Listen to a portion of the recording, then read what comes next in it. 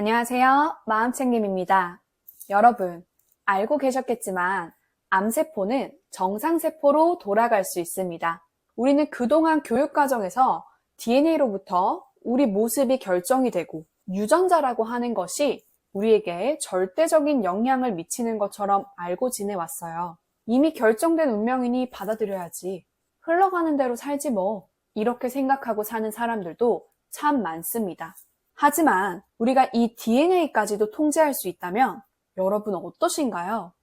오늘 영상을 끝까지 보시면 DNA가 어떻게 작동하고 우리는 어떻게 이를 조절해 나갈지, 내가 원하는 삶을 살아갈 수 있을지에 대해 알게 되실 겁니다. DNA까지 통제하는 삶, 기대되지 않나요? 저는 이 내용을 알고 나서 너무 신기하고 기대되는 것 같아요. 암세포마저도 정상세포로 갈 수 있으니까요. 사실 암세포가 정상세포가 될 수 있다는 것은 1930년대부터 논문이 있었습니다. 하지만 정확한 작용 원리를 알지 못해서 과학적으로 인정받지 못하는 중이었습니다. 그런데 우리나라 카이스트 조광현 교수님께서 줄기암세포가 초기암으로, 초기암세포가 정상세포로 간다는 논문을 발표하셨어요.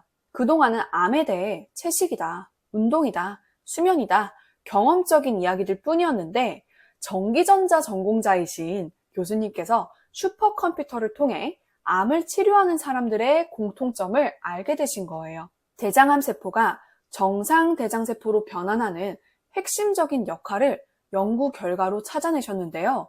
그건 바로 후성유전학적 조절인자가 답이었습니다. 간략하게 말씀드리면 DNA 자체는 변하지 않지만 후성유전학적 변화로 유전자 발현을 조절하고 억제할 수 있다는 것입니다. DNA에 메틸기가 붙으면 DNA 활성이 억제되어서 특정 유전자의 발현이 일어나지 않게 됩니다. 이 과정을 우리는 메틸레이션이라고 부릅니다.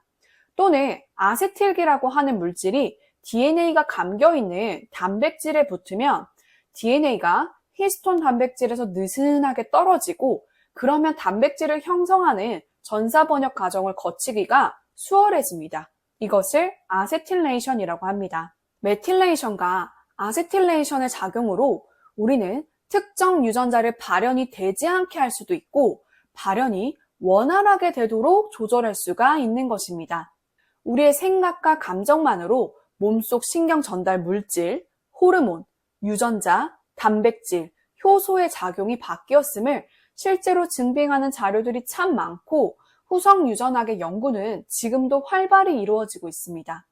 우리가 과거에는 유전자가 질병을 야기한다고 생각하고 DNA가 생명체의 핵심적인 역할을 한다고 생각했지만 실제로는 그렇지 않다는 것입니다. 가족 중에 유전병이 있는 사람은 자신도 그 병에 당연히 걸릴 것이라고 생각합니다. 하지만 여러분, DNA는 단독으로 어떠한 질병도 유발할 수가 없습니다. 그 유전자가 발현될 수 있는 환경과 상황이 갖춰져야지만 발현이 됩니다. 비유를 해보자면 DNA는 씨앗입니다. 해바라기 씨앗을 심으면 해바라기가 자란다는 것을 우리는 당연하게 생각합니다. 하지만 이 해바라기 씨앗이 자라기 위해서는 적절한 온도, 양분, 수분이 있어야지만 가능합니다. 그냥 씨앗만 돌밭에 뿌려놓는다고 저절로 자라게 되지는 않습니다. 우리가 이 DNA를, 씨앗을 바꿀 수는 없습니다. 하지만 변화를 시킬 수 있는 것이 있죠. 그건 바로 유전자를 발현시키는 방식입니다. 질병을 야기하는 것은 유전자가 아니라 유전자로부터 질병을 일으키게 만드는 환경입니다.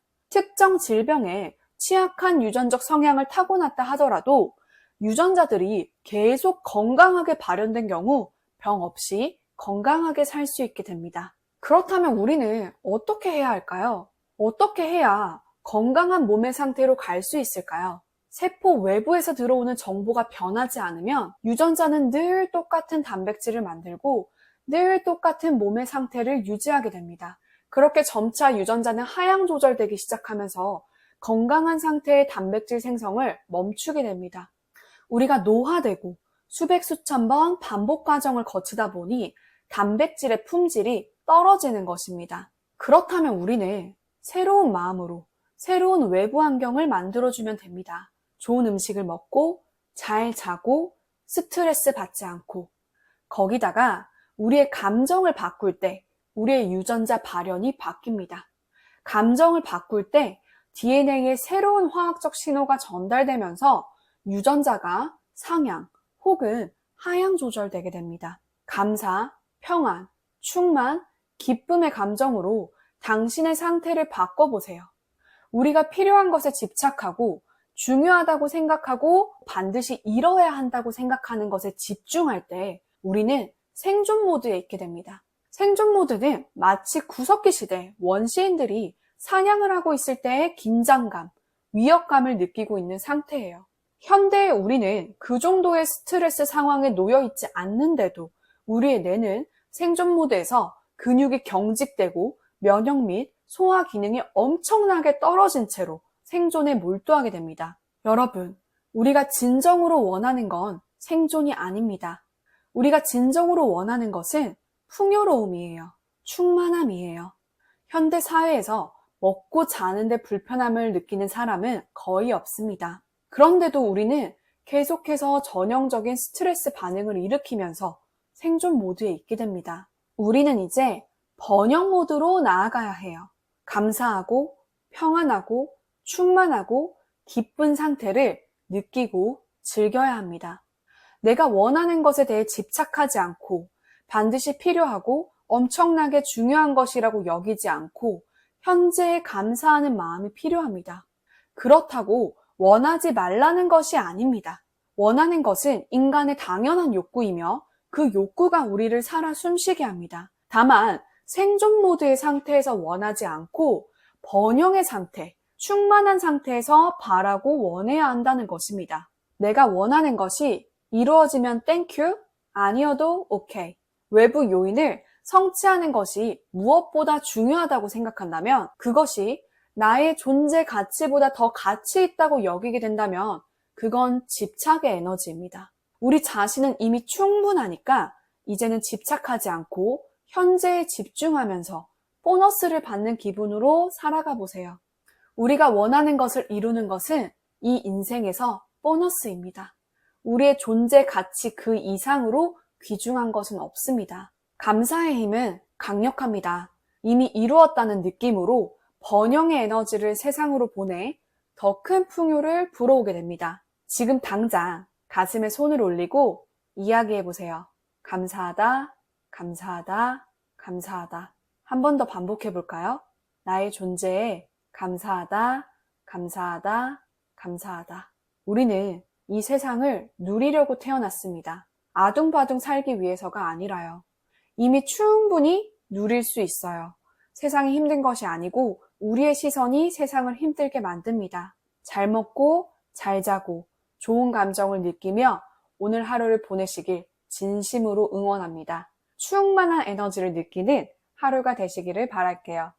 오늘 영상이 좋으셨다면 이 영상이 잘 퍼져나가도록 좋아요와 구독 부탁드립니다. 세상이 따뜻해지면 내가 사는 이 공간이 점점 아름다워질 거예요. 지금까지 시청해주신 여러분, 감사합니다.